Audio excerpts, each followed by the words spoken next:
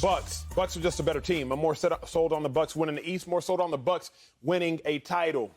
3 words, one man, Giannis Antetokounmpo. Y'all have to remember, even in the biggest moments, Giannis was the best player in the NBA last year. Even in the brightest moments, Giannis was the best player in the National Basketball Association.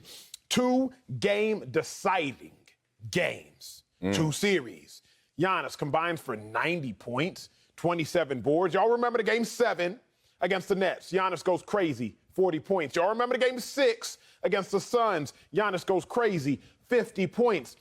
When push comes to shove, Giannis is still the best player on a basketball court whenever he needs to be. Think about Giannis's biggest weakness. What can Giannis not do? We know one thing for certain. Giannis can't make no free throws, baby.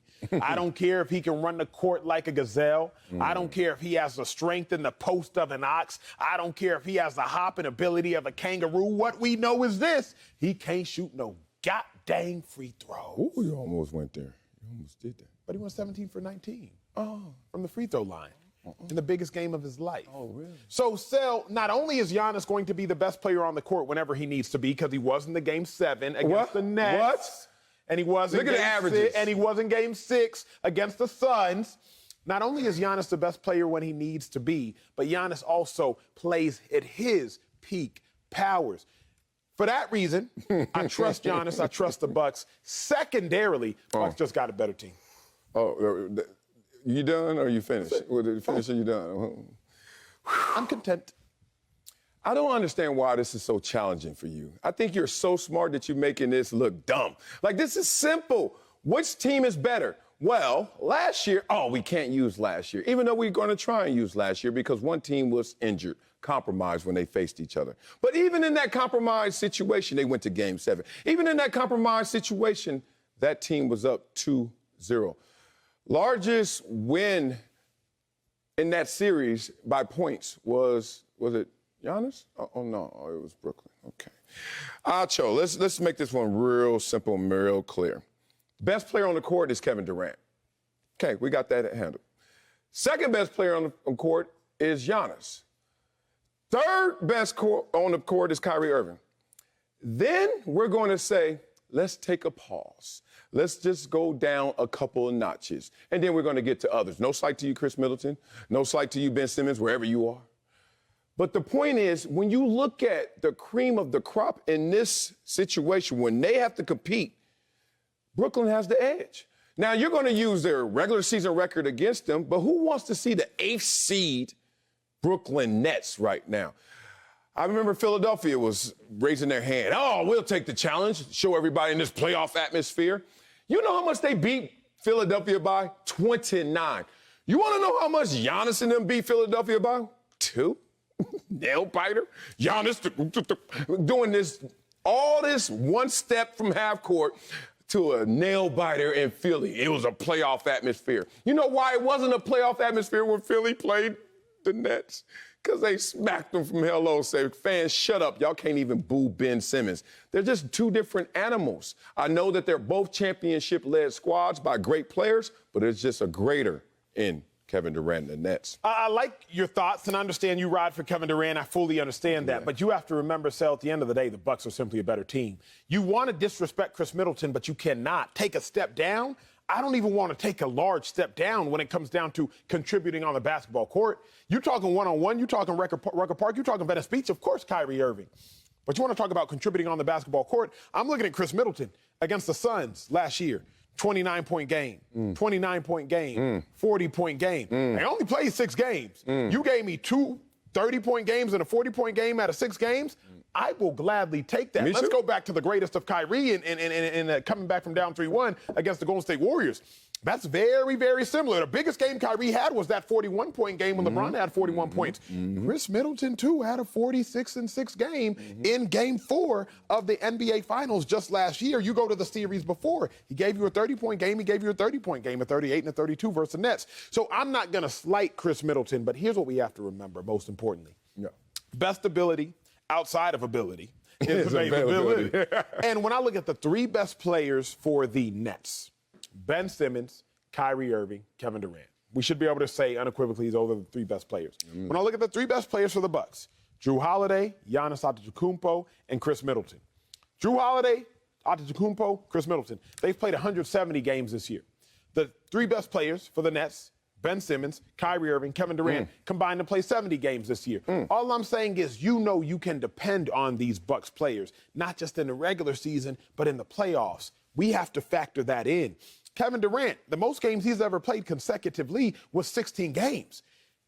16 games barely going to get you through the NBA playoffs if you sweep everybody. Kyrie Irving, clearly we know he hasn't even played 16 games. So when I look at it and Ben Simmons, he ain't gotten on the court, you got to remember, Sel, like, what are the non-tangibles you're dealing with? Without the intangibles, we can't even get to the tangibles. It's the intangibles that dictate the tangibles. Your Columbia experience wasn't even necessarily dictated by the classroom. It was dictated by the fact that for 4 to 5 months out of the year, you was walking outside and you was going to see snow or it was going to be frigid temperatures.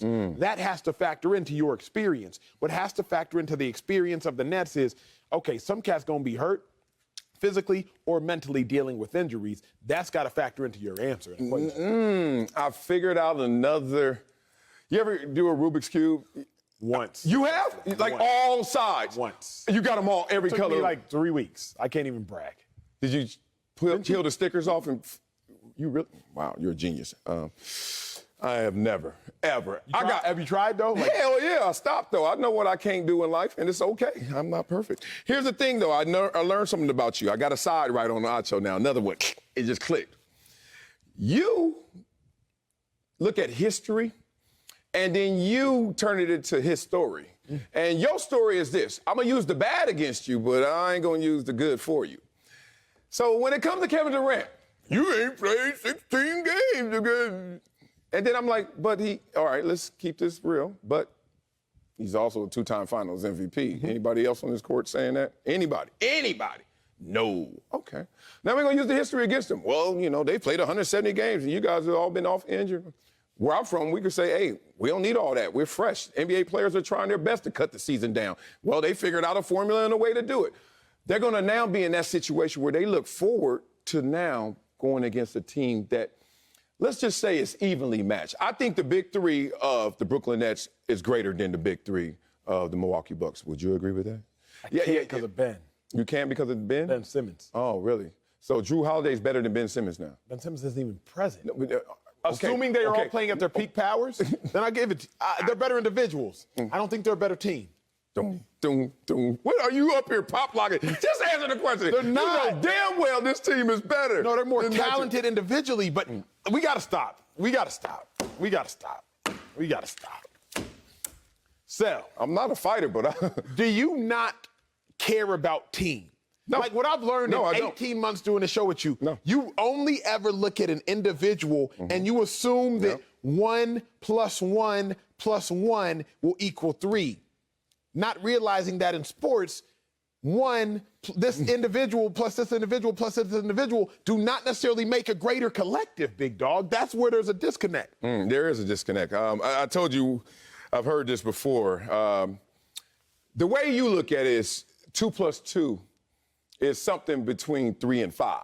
That's how you look at it. I don't. I look at it as 2 + 2 is 4. Like, and if it's not 4, what happened? We didn't bring 2. You didn't bring 2. Like, don't get into. I believe in interdependence. That's what I am. People think I'm very selfish. I am. But I also know that when I have to apply to be selfless, I am. So in the team concept, first rule is be accountable. Be responsible. Bring your pail and fill it full of water. And don't spill it on the way. Now we get here, pour it out. Oh, well, Acho tells me that water's gonna come from somewhere else. No, it ain't. It's only gonna come from what you put in that pail and what you didn't spill, what you didn't waste. I'm not selfish. I am not laser focused on just me and my intentions, but I gotta bring it for us to go get it. That's the only difference between us. Fair. Okay, let me end with this example. See, now you want to fight again. Let me end with this example.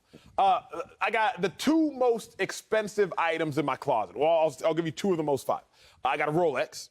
Okay. Paris? When you went to Paris? Yes. I got a Paris Rolex, and I got some Louboutins. Okay. 2 of the 5 most. Oh, the red bottoms? Yes. Here's the thing. While they are 2 of the most expensive items in my closet, they don't go well together. because one is a solid color and the other is a different bright color. So I'm not going to wear those two things well together. Now, individually, fire. Rolex, ooh, that joint fire. That all gold, ooh, that's nice. Blue, ooh, that blue suede, ooh, that's nice. Oh, they blue suede? Blue suede. But I'm not going to put them together. Why? Sal, I understand that Kevin Durant and Kyrie Irving individually as pieces. Ooh, that's fire. Ooh, that's fire. Blue suede. But what it comes down to is collectively, you know that an outfit might not be as expensive, but can still look better together. So I'm saying the outfit of the Milwaukee Bucks, Middleton, Giannis, Drew, Portis, Lopez, that just looks better together. Yes, ooh, that's fire with Kevin Durant. Ooh, that's fire, Kyrie Irving. Ooh, Ben Simmons. But it just don't look as good together, big dog. I think what you just fell prey to is what it looks like is based on your luxury of choices. Okay. See, I'm not looking at it like that. I still got the Slauson and Edgemar, Compton, Palm, and Barron in me, bruh. This means I don't care how much more I get, I'm still keeping it simple in terms of how I approach it. Kevin Durant or Giannis? Who are you picking? The world of basketball is picking Kevin Durant. The top 20 list of all time, who's higher? We just saw. Of course, Durant. Okay. You ready? Kyrie Irving or Chris Middleton? Who we picking? Kyrie. So now you got a nice shirt, nice tie.